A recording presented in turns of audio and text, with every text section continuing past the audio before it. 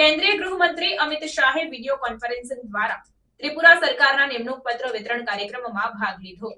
કેન્દ્રીય ગૃહમંત્રી અમિત શાહ ત્રિપુરા સરકારના મલ્ટીટાસ્કિંગ સ્ટાફ ગ્રેડ ડીની ભરતી માટે આયક્ત 2806 ઉમેદવારોને નિમણૂક પત્ર વિતરણ કાર્યક્રમમાં વિડીયો કોન્ફરન્સિંગ દ્વારા જોડાયા। આ કાર્યક્રમ રાજ્યમાં રોજગાર તકોના મજબૂતીકરણ માટે મહત્વપૂર્ણ પગલું ગણાય છે। વિડીયો સંબોધનમાં અમિત શાહે ત્રિપુરા સરકારની યુવાઓ માટે નોકરીની તકો વધારવા અને પારદર્શક ભરતી પ્રક્રિયા અમલમાં મૂકવા માટે પ્રશંસા કરી હતી।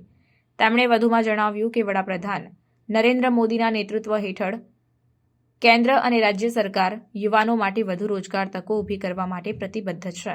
આ ભરતીની પ્રક્રિયા ત્રિપુરાની સંચાલન વ્યવસ્થાને વધુ મજબૂત બનાવશે અને રાજ્યના વિકાસમાં યોગદાન આપશે।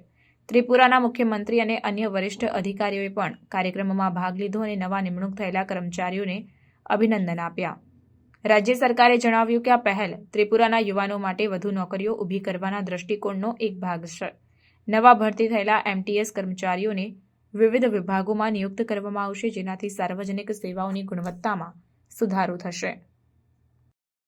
मैं अभिनंदन करना चाहता हूं त्रिपुरा के मुख्यमंत्री जी का कि इन्होंने किसी भी प्रकार के भेदभाव के बगैर पारदर्शिता से, किसी के भ्रष्टाचार के बगैर, सिफारिश के बगैर त्रिपुरा के 2806 युवाओं को आज सरकारी नौकरी देकर उनके जीवन में एक नई शुरुआत करने का और त्रिपुरा के विकास के साथ जोड़ने का मौका दिया है। मोदी जी के नेतृत्व में नॉर्थ ईस्ट पूरा विकास के रास्ते पर चल पड़ा है।